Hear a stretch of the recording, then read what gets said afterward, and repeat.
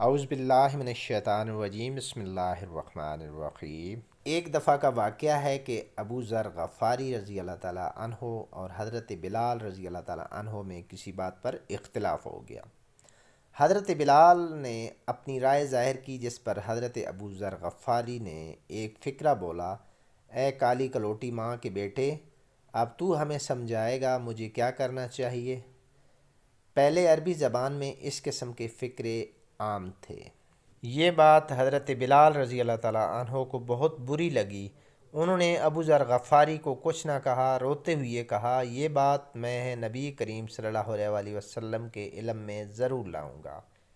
جب یہ بات حضور نبی کریم صلی اللہ علیہ وسلم کو معلوم ہوئی تو نبی کریم صلی اللہ علیہ وسلم نے ابو ذر غفاری رضی اللہ تعالیٰ عنہ سے فرمایا: ابو ذر، تمہاری جہالت آج بھی ختم نہ ہوئی۔ نبی کریم صلی اللہ علیہ وسلم کی یہ بات سن کر ابو ذر غفاری بہت شرمندہ ہوئے اور روتے ہوئے مسجد سے باہر نکل کر زمین پر بیٹھ گئے۔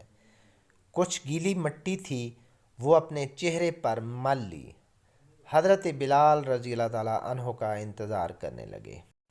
جب حضرت بلال رضی اللہ تعالیٰ عنہ نکلے تو ابو ذر غفاری رضی اللہ تعالیٰ عنہ نے کہا: اے بلال، میں تب تک یہاں سے نہیں اٹھوں گا جب تک تم میرے اس مٹی لگے منہ کو اپنے پاؤں سے نہیں روندو گے، جب تک میرے کیے کی سزا مجھے نہیں مل جاتی۔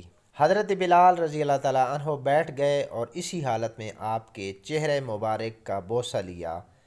ایک تعریفی جملہ کہا کہ جس نے ایک بار بھی اس منہ سے اللہ پاک کے آگے سجدہ کیا ہو، میں اس منہ کو کیسے روند سکتا ہوں۔ سبحان اللہ۔